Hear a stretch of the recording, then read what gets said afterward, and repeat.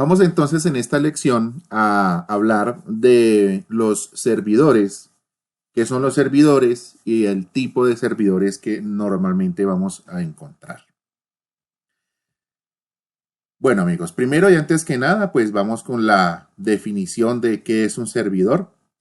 Simplemente saber que un servidor, se le conoce también como server, es un computador que forma parte de una red informática, la cual provee determinados servicios al resto de computadores de la misma red. Es decir, tenemos un computador el cual contiene y administra toda la información y esa información simplemente él la pasa a los demás computadores que hacen parte de una red como tal.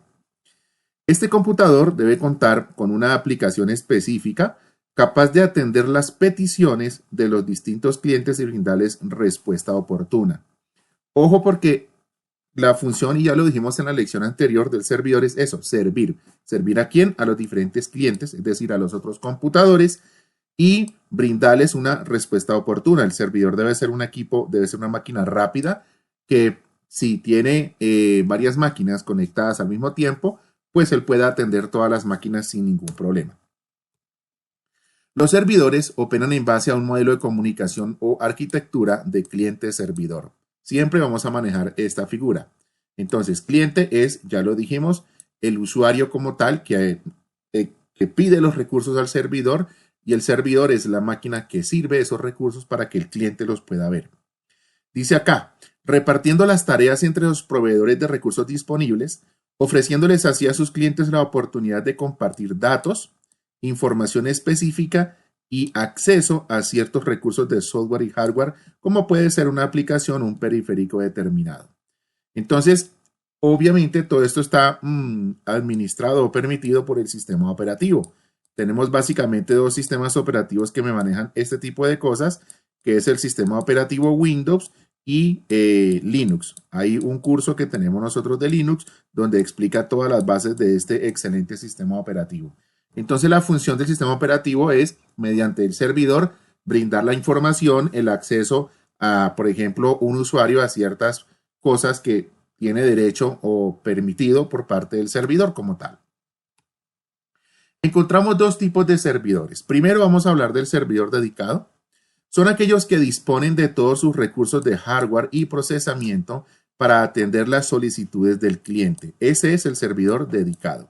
Y el compartido son aquellos que a la par de recibir solicitudes de clientes a través de la red, también atienden procesos de manera local fuera de la red. Tenemos que tener en cuenta que un servidor compartido debe tener unos muy buenos recursos para que pueda hacer las dos cosas al mismo tiempo. Atender a los clientes y manejar todos los datos externos que va a manejar fuera de esa red. Debido a que su función es atender los requerimientos de los clientes de la red, los recursos siempre deben estar operativos, lo que yo acabo de decir. Debe estar bien configurado, tener buen hardware para que pues atienda todo lo que se le está pidiendo. Los servidores, y ahora nos vamos a dar cuenta, deben ser computadores de alta gama. Cuando decimos de alta gama, es decir, que tengan unas muy buenas características y prestaciones para poder ejecutarse como un servidor. Deben estar dotados de la capacidad de procesamiento suficiente para atender numerosas solicitudes de cliente con un rango mínimo de demora. Es decir, que dependiendo de la cantidad de usuarios, el servidor debe estar en capacidad de atender a todos los clientes al mismo tiempo sin que se vea afectado su rendimiento. Eso depende de las configuraciones propias del servidor. Ahora bien, disponer de alimentación constante de electricidad y otros recursos físicos para garantizar su operatividad. Un servidor decente debe tener un buen sistema de respaldo de energía para que constantemente él pueda tener electricidad y pues funcione correctamente y pueda garantizar que sea operativo. Un servidor que de pronto no tiene, por ejemplo, un soporte de corriente, de energía eléctrica, en caso de que haya una falla, pues el servidor simplemente va a dejar de operar y obviamente no va a brindar los recursos y se va a lo que se conoce como caer la red, va a dejar simplemente de funcionar. Los servidores deben estar almacenados en compartimentos muy bien acondicionados, inclusive climáticamente lo suficientemente frío y libre de polvo.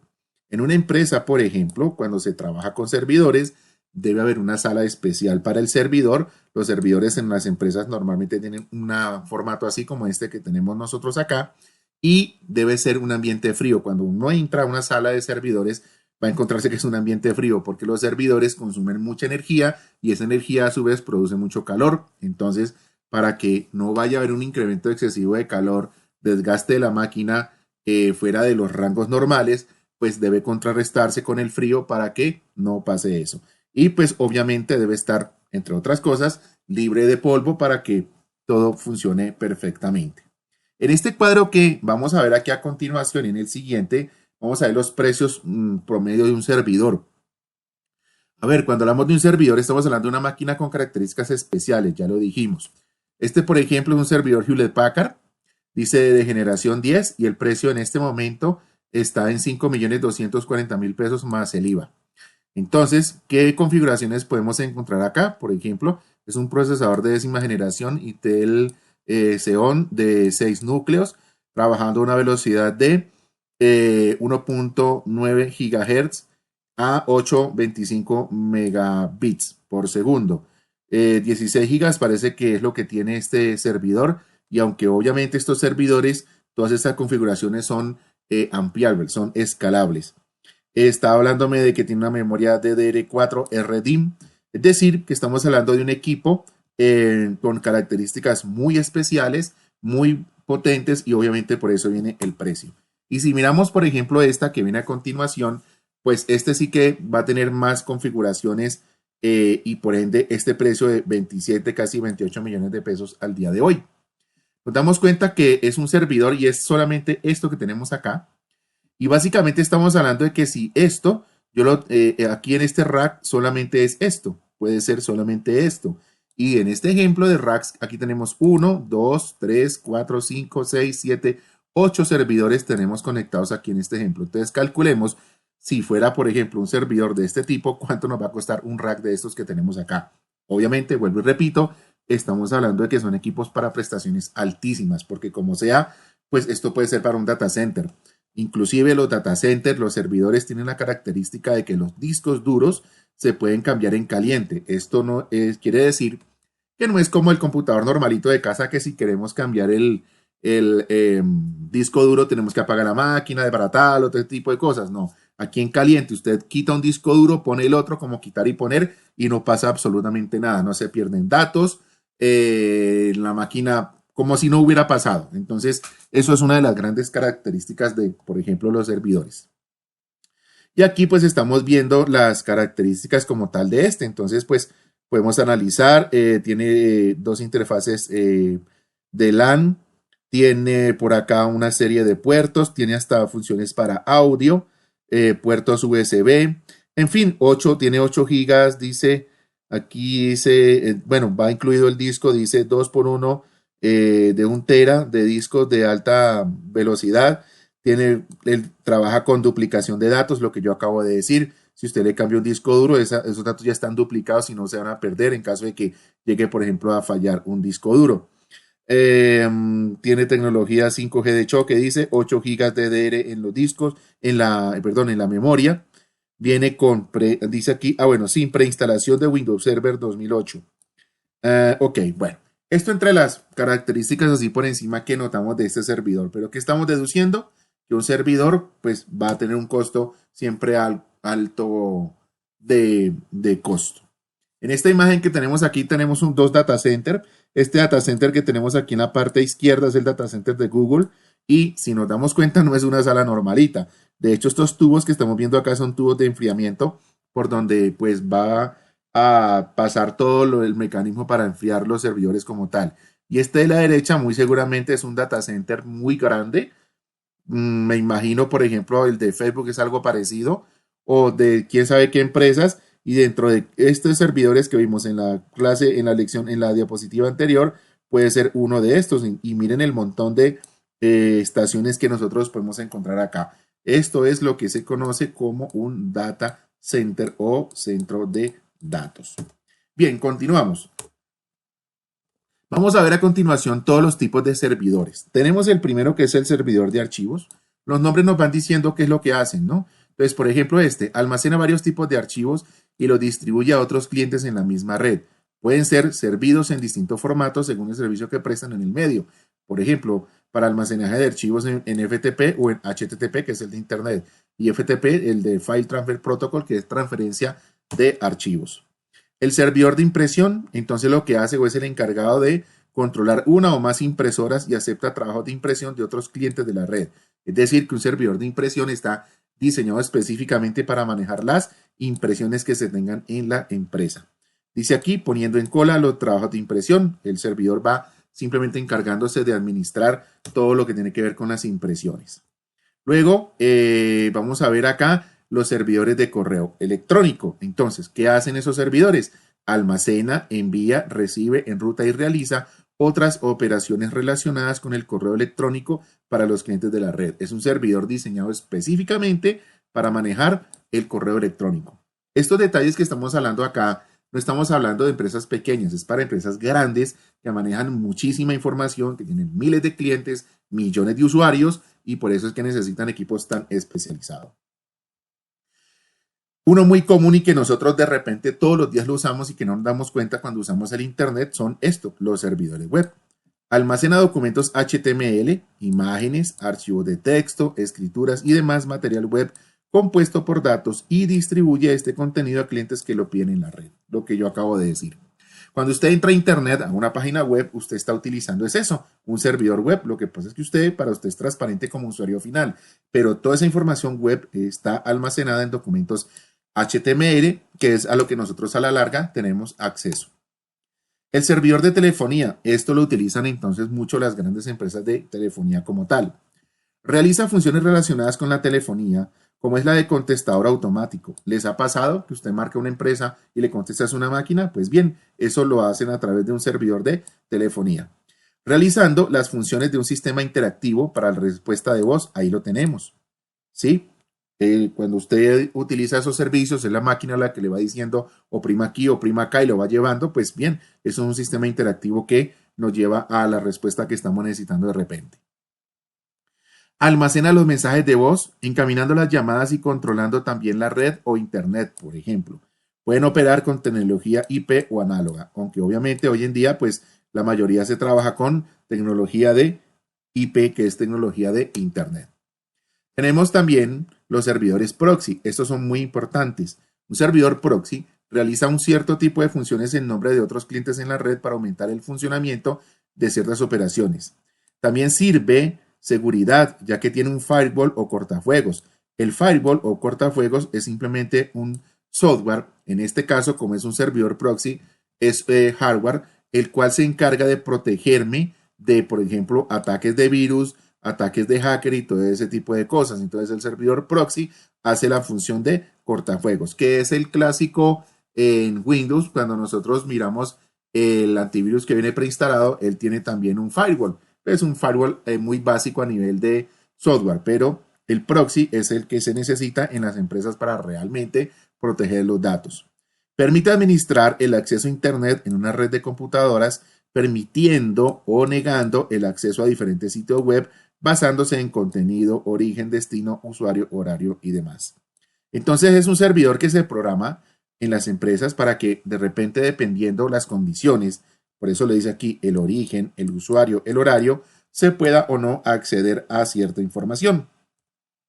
Luego nos encontramos con el servidor de acceso remoto, otro servidor importantísimo. Se le conoce como RAS, ¿ok? Del inglés RAS, aquí está, RAS. Controla las líneas de módems u otros canales de comunicación de la red. Responden las llamadas telefónicas entrantes o reconocen la petición de la red y realizan los chequeos necesarios de seguridad y otros procedimientos necesarios para registrar a un usuario en la red. Gestionan las entradas para establecer las redes virtuales privadas, las VPN. Entonces, este es un servidor muy importante porque pues me está manejando, miren que básicamente todo lo que tiene que ver con acceso remoto, ¿no? Entonces, pues están pendientes de mucha cosa y dentro de todo eso que se está pendiente, estamos hablando de temas de seguridad. Bien. El servidor de streaming, y es un tema bastante interesante, son servidores que distribuyen multimedia de forma continua, evitando al usuario esperar a la descarga completa del archivo o fichero. De esta forma, se pueden distribuir contenidos tipo radio, video, etcétera, en tiempo real y sin demoras. Entonces, nos vamos a encontrar que hoy en día los servidores de streaming pues tienen bastante importancia porque pues todo o muchas cosas están enfocadas a esto, al video. Entonces, si estamos haciendo, por ejemplo, una web o un servicio basado todo en video, lo mejor es tener un servidor de streaming que me maneje todo ese tipo de cosas. El servidor de reserva se le conoce como standby server. Aquí está servidor de reserva o de espera. Tiene un software de reserva de la red instalado y tiene cantidades grandes de almacenamiento de la red en discos duros u otras formas de almacenamiento disponibles para que se utilice con el fin de asegurarse de que la pérdida de un servidor principal no afecte a la red. El servidor de reserva es muy habitual en los servidores de aplicaciones y bases de datos. Entonces, esto se maneja en las grandes empresas donde manejan información muy importante. Estamos hablando, por ejemplo, de un banco. Ellos pueden instalar un standby server que cuando ocurra un problema con el servidor principal, automáticamente como un respaldo entra el servidor de reserva a funcionar y pues hace que obviamente no haya pérdidas ni nada en cuanto al manejo de datos y todo lo demás. Entonces pues es interesante manejar este concepto y saber de qué se trata. Este es un servidor que nosotros lo utilizamos todos los días, sin darnos cuenta, obviamente, que es el servidor de autenticación. Es el encargado de verificar que un usuario pueda conectarse a una red en cualquier punto de acceso. Un punto de acceso es cuando usted entra a Internet. Entonces el servidor verifica y autentica para que usted pueda ingresar. Aquí lo dice, ya sea inalámbrico o por cable, basándose en el estándar 802.1x, que es una norma del IE. IE es una organización de ingenieros eléctricos que pues básicamente lo que hace es dictar todas las normas para el manejo de todo este tipo de cosas. Entonces dice que es una norma del IE para el control de acceso a red basado en los puertos y puede ser un servidor de tipo radios. ¿Qué es eso? Es un protocolo de autenticación y autorización para aplicaciones de acceso a la red o movilidad IP. Entonces, gracias a estos servidores de autenticación es que nosotros podemos utilizar múltiples servicios y pues tener acceso a la información. Obviamente hay toda una infraestructura detrás de todo esto que me permite hacerlo. Un servidor de autenticación, por ejemplo, en los bancos cuando vamos a trabajar con la banca en línea, todo ese tipo de cosas, pues bien, él siempre nos va a manejar este tipo de cosas.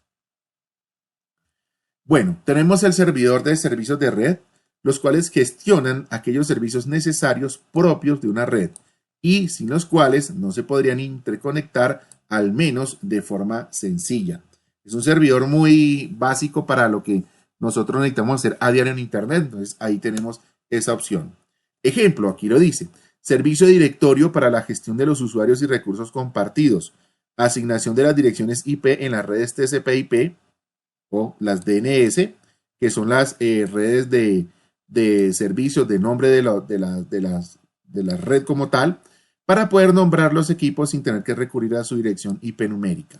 Aquí aclarando un poco, una dirección IP es un conjunto de números, son cuatro conjuntos de números diferenciadas por un punto. Entonces, por ejemplo, una dirección IP, por ejemplo, es 192.168.0.1. Esto es una dirección IP. Cuando nosotros, y todas las páginas de Internet, todas, Google, Facebook, todas las páginas tienen esto, una dirección IP. Pero para uno no tener que aprenderse la dirección IP porque sería muy aburridor, entonces el DNS lo que hace es reemplazar un nombre por este número. Entonces, gracias a las DNS se asignan nombres a los equipos. Entonces, gracias a la DNS se llama google.com y no se llama, por ejemplo, 192.168.0.0. Pero más adelante vamos a hablar con más detenimiento qué es esto de las IP, que son las DNS, para comprender un poco mejor más en detalle este tipo de cosas. Este servidor es importantísimo, es un servidor de bases de datos. El servidor de bases de datos permite almacenar la información que utilizan las aplicaciones de todo tipo, guardándola, ordenándola y clasificándola, y puede ser recuperada en cualquier momento sobre la base de una consulta concreta. Aquí está en estas líneas resumido qué es un servidor de bases de datos. Y este servidor es clave en una empresa, en una corporación, porque a la larga es información lo que se tiene. Entonces, el servidor de base de datos se encarga de almacenar esa información, ordenarla, clasificarla y que en cualquier momento en que se requiera acceder a esa información, pues se pueda hacer. Dice, estos servidores suelen utilizar lenguajes estandarizados para hacer más fácil y reutilizable la programación de aplicaciones. Este lenguaje es el más popular de todos, el SQL. Es un sistema de base, es un lenguaje para acceder a una base de datos. Hay dos tipos de bases de datos, las bases de datos SQL y las no SQL. Cada una con sus diferentes características que por el momento no hay necesidad de entrar en detalle de ellas.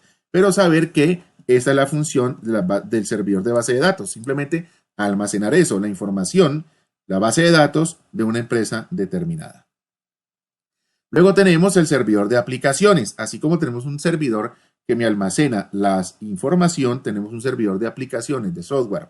Ejecuta ciertas aplicaciones y estos servidores gestionan la mayor parte o la totalidad de las funciones de lógica y acceso a los datos de la aplicación. Entonces, es el que permite hacer esto, determinar cuándo se puede acceder a cierta aplicación.